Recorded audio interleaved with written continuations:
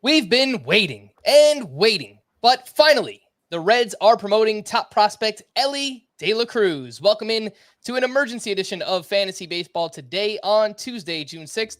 Frank Stampfl joined by Scott White, and let's get right into it. Elly De La Cruz in 38 games at AAA this season was batting .297 with a .398 OBP, 12 homers, and 11 steals. Scott, we know he got even better in the month of May, where he had nearly as many walks as strikeouts. And notice we haven't done an emergency podcast for other top prospects. I think Elly De La Cruz has kind of elevated himself to another level, right? It seems like he has the opportunity to be very special. He's 6'5", 200 pounds, power, speed. The plate discipline is improving. He's already penciled in to play third base in his debut. He's batting cleanup for the Cincinnati Reds. Scott, I'll start you off with two questions here. What are you expecting, and how good can Elly De La Cruz be? Well, I guess let's start with the second one, because I think, my thinking on this was similar to yours, where, I've kind of been downplaying most prospect call-ups this year because we've gotten burned by so many in recent years. And I think we're just in a phase right now where the learning curve for reaching the majors is just especially steep. And the presumption should be with most prospect call-ups, regardless of their stature, that they're going to struggle right away. And it's been a while since we've been in a stage like that. So I think the knee-jerk response is to lose your mind whenever somebody gets called up and throw all the fab at him and then wind up disappointment again. So I've been trying to break that cycle of disappointment and not get caught up in the hype anymore. But I am going to make an exception for Elly De La Cruz, because I think he's emerged as the best prospect in baseball. And maybe that's some recency bias there. Jordan Walker himself is still considered a prospect. And obviously he falls into the pattern of top prospect call-ups underwhelming us. So, maybe that's part of the reason why I'm willing to slot Elly De La Cruz ahead of him now. But it does go beyond that. I mean, it's not clear that we've seen a player before who is capable of doing the sorts of things De La Cruz is. At least since StatCast was introduced in 2015 to measure these things, we've not seen a player who is capable of doing what he does. He has the hardest hit ball in all of professional baseball this year, majors and minors included. He did have that game where he hit 3 balls in excess of 116 miles per hour, which is something that's never been done in history by an entire team, not just a single player. And oh yeah, icing on the cake, 2 of those 3 batted balls were home runs, 1 from each side of the plate. So he's that good from the left side and from the right side. His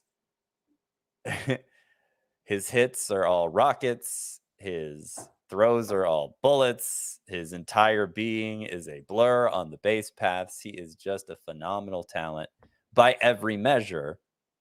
And so that kind of upside, I think you have to go all out for it. Now, obviously, it doesn't guarantee that he's going to be a success. Part of the reason why he wasn't the consensus number 1 prospect entering the year is because he had that vulnerability to strikeouts. He is tall, as you point out, 6'5", and so that gives him a big strike zone. And he hasn't always shown the best mastery of it. His career minor league strikeout rate is 29%. But as you also point out, it's gotten a lot better lately. Over his first 13 games at AAA this year, Elly De La Cruz had a 33.9% strikeout rate. Since then, it's been a 23.4% strikeout rate, which is good. It's not even really bad anymore if he can continue that. Meanwhile, his walk rate during that same span of time, 25 games, is up near 20%, which is about triple what we've seen from Elly De La Cruz in the past. So it does appear that over the past 4 weeks or so, he's turned this corner in terms of his approach and how disciplined he is and what he's choosing to swing at and not swing at. And not surprisingly, his production has taken off during that 25-game stretch. De La Cruz has batted .327 with 11 homers, 9 steals, a 12.25 OPS. So it's to the point where you look at that and wonder what he has left to accomplish in the minors. And clearly the Reds thought the same thing, which is why he's getting the call. Given the upside, given that the power speed combo could be amazing, and given that there have been a lot of disappointments at the shortstop position this year, I'm going to go ahead and slot Elly De La Cruz 8th at the position for the rest of the season. 8th. That puts him ahead of 2023 standouts like Nico Horner and Tyro Estrada. It also puts him ahead of legacy plays like Xander Bogaerts and Dansby Swanson. But, you know, if ranking obviously helps to determine trade value of players. And I think if you sell Elly De La Cruz any lower than that right now, you're potentially selling his upside way, way short. I don't think it's crazy to say that if he can avoid the pitfalls of some of these other prospect call-ups, if he can avoid striking out 35% of the time and batting .220, if things go the other way and he lives up to his potential right away, we're probably talking about Elly De La Cruz as a first-round pick next year, maybe even a top 5 pick. That's how high the upside is. You know, Scott, I updated the rankings right before I hopped on here. I'm like, I'm going to be aggressive. I'm going to rank Elly De La Cruz 14th at shortstop. And then Scott comes in here and he's like, I've got him up at 8. So, yeah, you love to see it. The upside is massive. And I'm happy that you pointed out he's a switch hitter. So hopefully we're not worried about splits. He's going to play every day. The best ballpark in baseball when it comes to home run park factors. And this is a player that, frankly, he doesn't even need the help of a ballpark as hard as he hits the ball and how far that he hits the ball. But it's obviously something that could just help him a little bit more playing there in Cincinnati in a lineup that, you know, frankly, is coming together. Matt McClain has played very well. Jonathan India is having a bounce back season. They've got a couple other names there. Spencer Steer having a very strong season. So it's all coming together right now for the Cincinnati Reds and that lineup. Obviously, Scott, he is a must-add if available. We've been telling people for nearly a month now to get Elly De La Cruz on their rosters. He's 81% rostered on CBS, so maybe he's out there in some 10-team points leagues.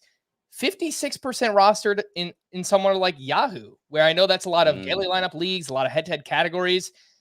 I think regardless of format and regardless of league size, Scott, he needs to be on a roster. So that number, even on Yahoo, needs to be closer to 100%. Yeah, I would agree. Now I'm curious because you say you only have him 14th, so you're putting him behind you're putting him behind guys like, I don't know, you have him behind Tim Anderson. No, I've dropped Tim Anderson lower recently, given his struggles. I have him just behind right now, Dansby Swanson and Tommy Edman. Those are more floor plays. I realize that. So yeah, if you want to make the upside case for Elly, he probably should be inside of my top 12. But then you get into like Horner and Estrada, and those guys have been really, really good this year. They have been really good. And, you know, to a certain extent, like it's hard to come up with one size fits all rankings. And like if you play in a really deep league where you can't afford to miss as much, like a miss at a position will really kill you because there's nothing you could do about it on the waiver wire. Then maybe it's not so wise to trade Nico Horner for Elly De La Cruz. But I think the average player who plays in a smaller league than that and, you know, can fall back on somebody at least respectable enough at shortstop if Elly De La Cruz doesn't pan out. I'd say shoot for the upside. Now it's probably not going to work. I mean, you're much.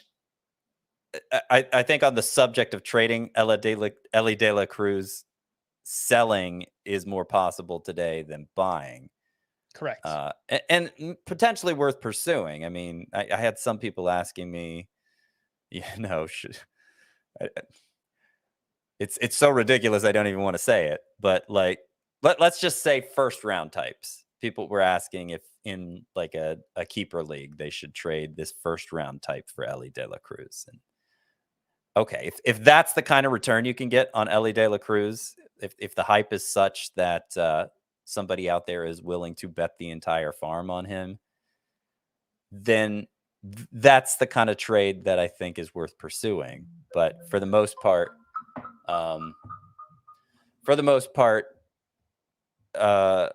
if you have him, you're just going to enjoy whatever he gives you. And if you don't have him, you're just lamenting that you didn't pick him up because the cost would be too high now. I swear I texted you before the show, Scott. So that wasn't me. It was probably Elly De La Cruz texting to let you know, how dare you even talk about trading me away? But that's exactly where I'm going next, Scott. Obviously, we're all excited, and I don't want to pour cold water on this, but he's a prospect, and he is human, and we've seen many great prospects fall their first time through the majors. Most notably, Mike Trout, his first time around, didn't play well. Aaron Judge, first time around, did not play well. But that is the caliber of upside we're talking about with Elly De La Cruz. If you can flip him in redraft, I know you just mentioned, in a keeper league, trying to get like first round value in return for him. But some people were asking me earlier today, if I can trade Elly De La Cruz in a redraft league, what would I be looking to get? So you mentioned you moved them up to 8th at shortstop. What would be the equivalent of that? Are you looking to get another, like a top 15 or top 20 starting pitcher, or like a top 15 or top 10 outfielder in return? Yeah. If you're trying to make that kind of trade? Yeah, so it'd have to be somebody pretty high end like that.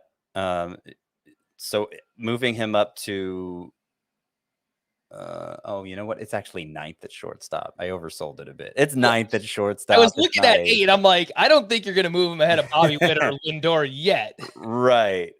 Corey Seager. So like, okay, if we're just talking shortstop for shortstop, that's the kind of shortstop I'd trade Elly De La Cruz for. Translating that to other positions, I mean, look, all those shortstops I rank ahead of him are players who are being drafted in the first 5 rounds coming into the year. So it would have to be somebody really high ends like that. Top 20 starting pitcher. Let's see, who's my 20th starting pitcher? That would be Dylan Cease. Nope, not doing that. Question marks. So but somebody, like 18th is Joe Ryan. Yeah. Max Scherzer's between 15 and 20. That's Julio what I was looking at Urias is too. in that range. Like that seems like what you should aim for if you're looking to sell high on Elly De La Cruz. And I'd be happy to take it if I could. If I couldn't, though, I'm ranking him 8th at shortstop for a reason. I'd probably just wait to see what he does, and maybe it won't pan out. But if you gotta risk it for the biscuit, as they say. The ultimate buy low, sell high, Scott. If you could pull this off right now, would you flip Elly for Sandy Alcantara? Yeah. Okay. Yeah, I'd do that. I noticed you haven't dropped Alcantara down yet. You have him still at SP4. I dropped him down to SP15. So I've been a little bit quicker to move him down there. Going to update the rankings over the next couple of days here as well. So going to be making some more changes. But again, it's a big day. Elly De La Cruz promoted by the Cincinnati Reds. He's already in the lineup. He's playing third base. The plan is for him to play third base and shortstop moving forward. He's batting cleanup in the lineup right away. First game in action. So you love to see it. We're going to wrap there. For Scott, I am Frank. Thanks as always for tuning in to this emergency edition of Fantasy Baseball today. I'll be back later on tonight with the Welsh. Bye-bye.